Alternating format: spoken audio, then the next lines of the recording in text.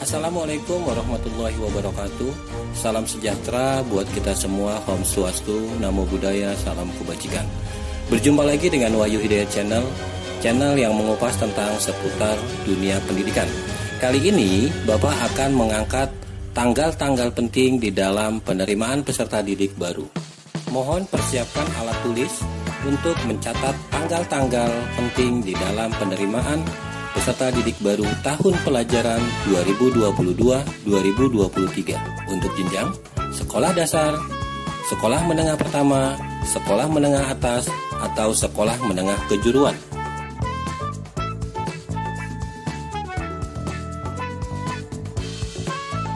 Timeline PPDB 2022. Yang pertama, harus melakukan pra-pendaftaran. Nah, banyak orang tua murid yang bingung apa sih yang dimaksud dengan pra-pendaftaran itu? Pra-pendaftaran itu dibuka pada tanggal 17 Mei sampai dengan 14 Juni 2022. Nah, yang melakukan pra-pendaftaran ini untuk calon peserta didik yang memasuki jenjang SMP, SMA, maupun SMK. Itu wajib melaksanakan pra-pendaftaran. Yang dikategorikan melakukan pra-pendaftaran, yang pertama, peserta berdomisili di DKI Jakarta sesuai dengan kartu keluarga yang dimiliki, tetapi akan bersekolah di luar wilayah DKI Jakarta.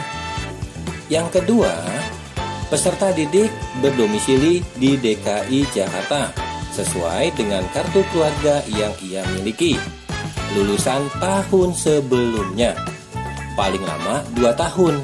Artinya, peserta didik tersebut pada tahun yang lalu dia tidak melanjutkan ke jenjang pendidikan berikutnya, tetapi dia sempat cuti atau sempat vakum. Nah, dia bisa mengikuti pendaftaran tahun ini, ya, dan tidak terdaftar di satuan pendidikan pada jenjang yang dituju serta dinyatakan lewat surat pertanggungan jawaban mutlak atau SPTJM bermaterai. Cukup ditandatangani orang tua. Artinya, orang tua ini membuat surat pernyataan bahwasannya tahun lalu anak saya belum melanjutkan pendidikan ke jenjang berikutnya karena mungkin faktor belum terdaftar, atau karena pada saat itu tidak lolos di dalam penerimaan PPDB tahun lalu. Nah, yang ketiga, peserta berdomisili di DKI Jakarta sesuai dengan kartu keluarga yang dimilikinya, tetapi bersekolah di satuan pendidikan asing. Artinya, dia pernah SMP, dia sekolahnya di luar negeri, kemudian dia ingin melanjutkan SMA atau SMK-nya di DKI Jakarta. Itu bisa ikut jalur pra-pendaftaran terlebih dahulu dengan melampirkan surat rekomendasi dari Direktorat Jenderal Pendidikan Anak Usia Dini, Pendidikan Dasar, dan Pendidikan Menengah, Kemendikbudristek. Ya. Jadi, ayah bunda jangan galau lagi. Jika putra-putri ayah bunda hendak melanjutkan pendidikan ke jenjang berikutnya masih dalam satu wilayah Provinsi DKI Jakarta, tidak perlu melakukan pra-pendaftaran. Nah, berikutnya, setelah melakukan pra-pendaftaran, orang tua murid atau peserta didik diarahkan untuk membuat atau mengajukan akun, yang dimana akun ini nanti peserta didik atau orang tua akan mendapatkan nomor tokennya. Perhatikan juga tanggal-tanggalnya untuk SD, SMP, SMA. Di sini sudah tertera jelas ya, ayah bunda. Setelah mengajukan akun, barulah ayah bunda melakukan yang namanya aktifasi atau mengaktifkan akun yang tadi ayah bunda sudah dapetin untuk memilih melalui jenjang atau jalur prestasi, afirmasi, ya, ataupun jalur perpindahan tugas orang tua. Nah, di sini pun sudah kami coba untuk paparkan tanggal-tanggalnya, jangan sampai terlewatkan, ya, ayah bunda ya. Mekanisme pra-pendaftaran. Yang pertama, sebelum melakukan pra-pendaftaran, orang tua murid harus menyediakan seperti kartu keluarga, rapot, kemudian sertifikat akreditasi, surat peringkat rata-rata, SPTJM, surat keterangan dari sekolah. Artinya pada saat melakukan pendaftaran dan mengisi formulir, ayah bunda itu sudah tidak kesulitan lagi harus mencari-cari berkas.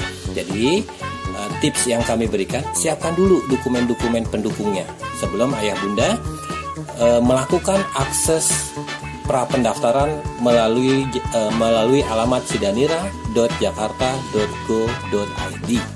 Nah, ayah bunda ya. Kemudian dokumen untuk pra pendaftaran jenjang SMP yang harus disiapkan dan untuk diunggah secara online. Yang pertama, kartu keluarga. Kedua, rapot kelas 4 semester 1 dan semester 2, kelas 5 semester 1 dan semester 2, dan kelas 6 semester 1 saja. Atau paket A atau surat keterangan yang berpenghargaan sama. Yang ketiga adalah sertifikat akreditasi sekolah asal. Nah, harus disiapkan akreditasi jenjang SD karena untuk dipakai mendaftar di jenjang SMP. Yang keempat, surat keterangan peringkat rata-rata nilai rapot peserta didik dari sekolah asal. Yang kelima, jika ayah bunda punya sertifikat prestasi, siapkan baik prestasi akademik maupun sertifikat prestasi non-akademik. Dan yang terakhir, yang keenam, surat pernyataan tanggung jawab mutlak atau surat SPTJM tentang keabsahan dokumen dari orang tua atau wali murid calon peserta didik dan dibubuhi materai. Nah, sedangkan dokumen yang harus dipersiapkan untuk diunggah pra pendaftaran jenjang SMA maupun jenjang SMK yang terdiri dari 1. Kartu keluarga, yang kedua rapot kelas 7 semester 1 dan semester 2, rapot kelas 8 semester 1 dan semester 2, dan kelas 9 semester 1. Yang ketiga, akreditasi sekolah. Yang keempat, surat keterangan peringkat rata-rata nilai rapot peserta didik dari sekolah asal. Dan yang kelima, sertifikat prestasi, baik prestasi akademik maupun prestasi non-akademik. Nah, inilah yang membedakan kalau mau masuk ke jenjang SMA atau SMK. Yaitu letaknya, perbedaannya di surat keputusan kepala sekolah tentang susunan pengurus OSIS jika peserta didik pernah mengikuti kepengurusan OSIS. Nah, ini menjadikan poin catatan khusus buat keaktifan peserta didik waktu dia di SMP dan mau masuk ke jenjang SMA maupun SMK. Ingat, tidak semua peserta didik aktif di dalam kepengurusan OSIS, ya. Jadi bagi putra-putri ayah bunda yang memiliki keaktifan waktu di SMP, ini adalah poin plus buat mereka. Dan berikutnya, surat keputusan kepala sekolah tentang susunan pengurus ekstrakurikuler jika calon siswa pernah menjadi pengurus ekstrakurikuler. Nah, apalagi ini jika putra-putri ayah bunda memiliki 2 poin ini, yaitu keaktifan di OSIS dan keaktifan di pengurusan ekstrakurikuler, itu adalah poin plus buat dia juga. Dan yang terakhir, surat pernyataan pertanggungjawaban mutlak tentang keabsahan dokumen dari orang tua atau wali calon peserta didik baru dan tetap diberi materai untuk ditandatangani. Jelas ya ayah bunda ya? Tadi kita udah bahas tentang mekanisme pra-pendaftaran. Nah, sekarang mekanisme pendaftaran. Ya, yang pertama tetap melakukan aktivasi akun, membuat akun. Nanti akan keluar nomor tokennya dan jangan lupa untuk di print out sebagai buktinya. Nah, bagaimana untuk kita bisa mengakses PPDB? Silahkan masuk ke halaman ppdb.jakarta.go.id. Nanti di sana sudah muncul formulir yang harus ayah bunda siapkan, yang harus diisi. Biasanya nomor peserta ujian, ya, atau nomor induk kependudukan atau NIK siswa tersebut. Setelah melakukan aktivasi token, barulah ayah bunda atau calon peserta didik melakukan pemilihan sekolah. Nah, pemilihan sekolah pun silahkan menggunakan 3 sekolah yang dituju. Sekolah A, sekolah B, dan sekolah C. Nah, setelah melakukan pemilihan sekolah, ayah bunda sudah melakukan dan mengakhiri pemilihan sekolah, silahkan pantau hasil seleksinya. Bisa menggunakan handphone, bisa juga menggunakan komputer yang terkoneksi dengan internet. Dan yang terakhir, jika putra-putri kita sudah muncul di hasil seleksi sementara, di hari berikutnya ayah bunda nanti melakukan yang namanya lapor diri, ya. Baru putra-putri kita dinyatakan diterima di sekolah tersebut. Jika di dalam pengisian akun, aktivasi, dan di dalam PPDB terdapat kendala, silakan ayah bunda bisa menghubungi posko-posko PPDB yang ada di tampilan tayangan ini. Silakan ayah bunda. Untuk di Jakarta Barat itu bisa ada di SMK 27, Jakarta Pusat itu SMK 27. Kemudian untuk di Jakarta Utara itu ada di SD Sunter Agung. Di Jakarta Barat ada di SMA 33, Jakarta Selatan ada di SMA 66, Jakarta Timur ada di SMK Negeri 26, dan di Kepulauan Seribu ada di kantor Transit Guru Kepulauan Seribu. Ini semua sudah tertera ya poskonya. Jika bermasalah pada saat aktivasi atau harus ngeriset, silahkan hubungi posko-posko yang ada di tampilan berikut. Jangan sampai lupa dan jangan sampai terlewatkan, ya. Ini tanggal-tanggal penting yang harus kita persiapkan. Syukur-syukur ayah bunda sudah menyiapkan alat tulis untuk mencatat jadwal-jadwalnya. Baik, tanggal-tanggal penting untuk jenjang pendidikan sekolah dasar. Yang pertama, prapendaftaran. Untuk sekolah dasar tidak perlu melakukan prapendaftaran. Pengajuan akun dimulai sejak tanggal 17 Mei. Nah, untuk jalur PTO, perpindahan tugas orang tua, itu pengajuan akunnya dilakukan pada tanggal 13 sampai dengan 28 Juni. Nah, setelah sudah memiliki pengajuan akun dan sudah aktivasi, silahkan peserta didik melakukan pendaftaran dan proses seleksi. Untuk jalur zonasi dan afirmasi itu dibuka pada tanggal 13 sampai 15 Juni. Ya. Untuk jalur afirmasi DTKS itu dibuka pada tanggal 20 sampai dengan 22 Juni. Sedangkan untuk perpindahan tugas orang tua tanggal 13 sampai 28 Juni. Nah, itu tahap pertama. Tahap keduanya, seleksi pendaftaran dibuka pada tanggal 27 sampai 29 Juni. Tahap ketiganya, jika masih terdapat bangku kosong, itu dibuka pada tanggal 4 sampai 6 Juni. Nah, sedangkan untuk pengumuman hasil seleksinya tanggal 15 Juni. Nah, sedangkan untuk jalur afirmasi pengumumannya tanggal 22 Juni, jalur perpindahan tugas orang tua tanggal 29 Juni, untuk tahap kedua 29 Juni, dan tahap ketiga 6 Juli. Nah, setelah anak kita dinyatakan lolos, diterima, jangan lupa satu langkah lagi ayah bunda melakukan yang namanya lapor diri. Lapor diri itu dilakukan tanggal 16 dan 17 Juni. Ya. Kemudian jalur afirmasinya tanggal 23 sampai 24 Juni, jalur perpindahan tugas orang tua 30 Juni sampai 1 Juli, dan tahap kedua melakukan lapor diri tanggal 30 Juni sampai 1 Juli. Dan yang terakhir, jika masih ada tahap ketiga, lapor dirinya tanggal 7 dan 8 Juli. Selanjutnya untuk jenjang pendidikan sekolah menengah pertama SMP. Prapendaftaran itu dibuka tanggal 17 Mei sampai dengan 14 Juni. Nah, sedangkan pengajuan akunnya dimulai tanggal 23 Mei.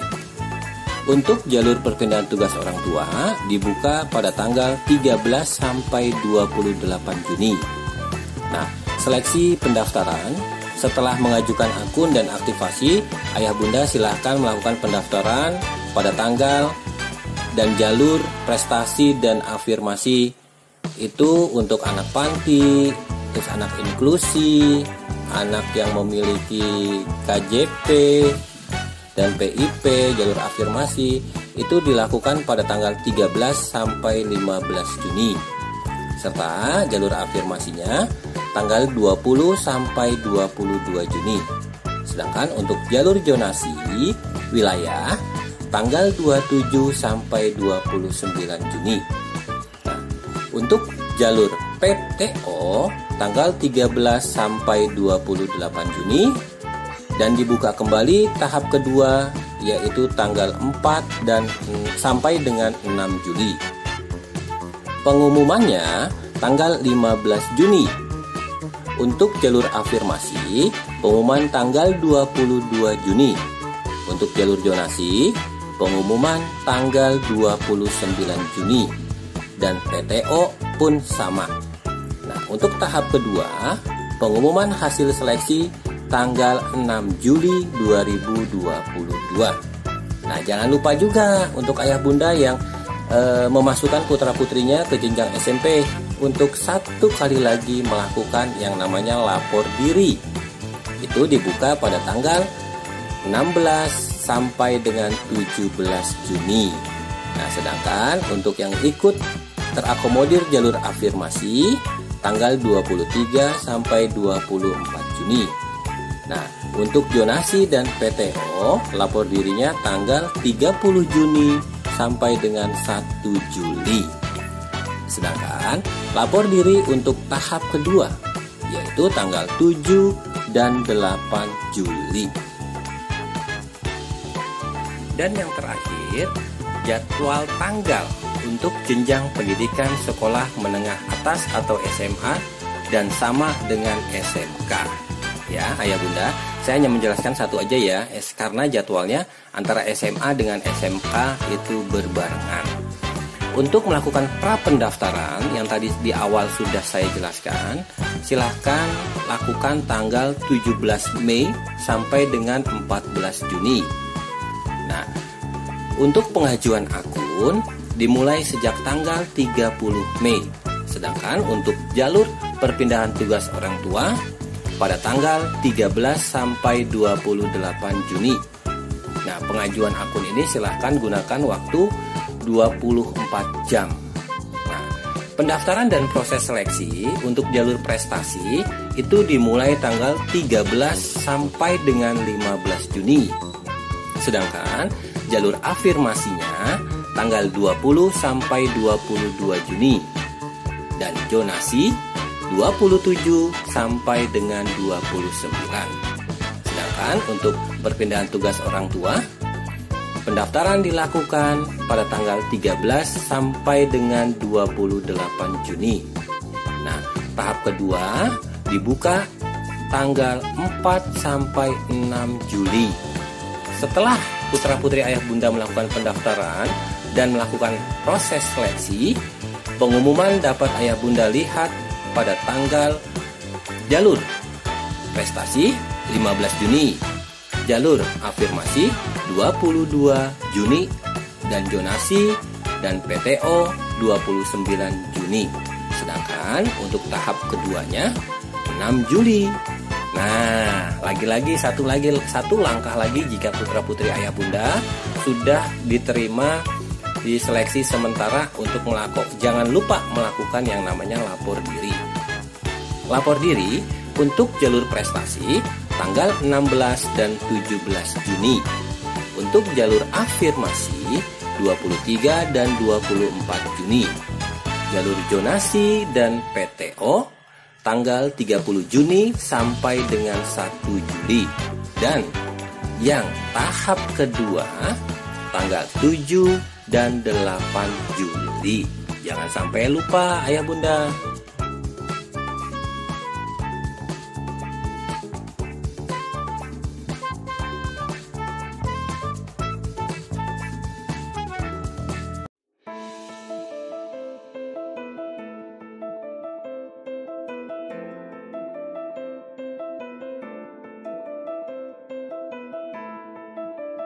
Demikianlah informasi yang dapat saya berikan. Semoga di dalam penerimaan peserta didik baru tahun ajaran 2022-2023, ayah bunda tidak mengalami kendala dan kesulitan. Jika ayah bunda menemukan kendala atau kesulitan, silahkan lakukan komentar. Insya Allah secepat mungkin saya meresponnya. Terima kasih sudah menyaksikan hingga tayangan akhir. Mohon dukungan dari ayah bunda serta calon peserta didik baru. Terus dukung channel kami dengan cara klik tombol subscribe dan aktifkan tanda loncengnya.